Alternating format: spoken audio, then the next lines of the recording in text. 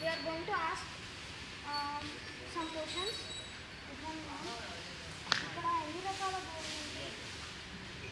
గోవులు అంటే నాటు గోవులే ఉన్నాయి, హైబ్రిడ్ లేదు, అన్నీ నాటు గోవులు ఉన్నాయి. అవి వాతావరణం ప్రకారం ఎలాగా రియాక్ట్ అవుతాయి? వాటికి ఎక్కువ కూల్ క్లైమేట్ కావాలి, ఎక్కువ వర్షం ఉన్నా సరిపడదు, ఎక్కువ వేడి ఉన్నా సరిపడదు. అందుకని షెడ్లు వేసి షెడ్ల కింద వాటిని షెల్టర్ చేస్తారు. వాటికి అనారోగ్యంగా ఉంటే ఎలాంటి డాక్టర్ సపరేట్గా ఇంకొక డాక్టర్ని సప్లై చేస్తారు. డాక్టర్ మెడిసిన్ రోజు పచ్చిగడ్డి, ఎండుగడ్డి, బెల్లము, దాన సప్లై సూపర్గా పెడతారు. బాగా వానలు వచ్చినప్పుడు వీటిని ఎక్కడ అంతే షట్టర్ కింద వాటిని ఏం తడవని ఉంచుతారు. వాటి స్పెషాలిటీ అంటే వాటి ప్రత్యేకత అంటే గోమాత అంటేనే దేవుళ్ళు.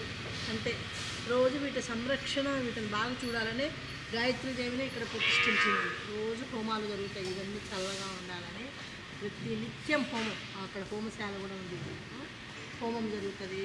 సాయంత్రం హారతులు ఇస్తారు. రోజు ప్రతిసారి పంతులు గారు వచ్చి అన్ని శివుడు ఈశ్వరుడు అన్నీ ఉన్నారు, అన్ని చోట్ల అభిషేకాలు చేసి ప్రతి చోట వినాయకుడు, ఆంజనేయ స్వామి, కృష్ణుడు అన్నీ ఉన్నాయి బాగా. ఈ పెట్టి కూడా 25 years అయింది పెట్టి, బాగా చాలా బాగా ఇంప్రూవ్ చేస్తున్నారు. ఇంకా ఇంతకుముందు పిల్లలు ఉండేవాళ్ళు, బాగా అనాథ పిల్లలందరూ చూశారు. కాకపోతే కాలక్రమేణా పిల్లలు కొంచెం పెద్దగా అయిపోతుంటారు కదా, చాలా మంది పెద్ద పెద్ద చదువులు చదువుతున్నారంట, బాగా జాబులు చేస్తున్నారు. అలా పిల్లలు కొంచెం అల్లరి ఎక్కువనే కదా, మెయింటెనెన్స్ కూడా కావాలి.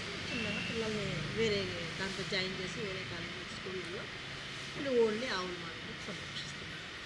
ఇక్కడ ఎన్ని గోవులు ఉంటాయి మొత్తం? 50.